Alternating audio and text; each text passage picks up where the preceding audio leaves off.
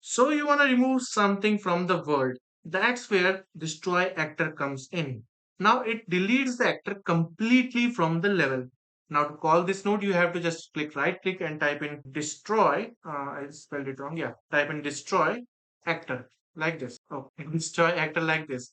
And it's a very simple node for demonstrating it. I will just type in delay and a delay of like 5 seconds. So we can just see how it's working. And I will type a print string before it get destroyed of like goodbye. It's a nice thing to say. So yeah, and I connected it like this. And for reference, it is for now it's self. And if for some reason it doesn't show self and it need to be connected with something, you just kind of redirect it to self. Or if you like to destroy some other actor, like there is a plant in front of you, you like to destroy it when you pick it up, so you can just reference it here. For now we are just going to leave it self, and I'm going to compile it, and we already have the actor here in the world, the cube. And as soon as I click play, it will wait for 5 seconds and then it will say goodbye, and it is will be destroyed. Yeah, as you can see, it says goodbye and it is deleted, and it is also removed from the world. You can't find it here now.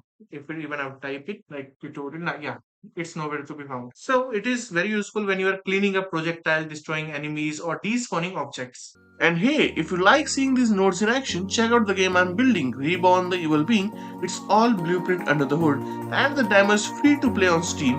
Hope that helps, and as always, I hope you have a great day, and I'll see you around.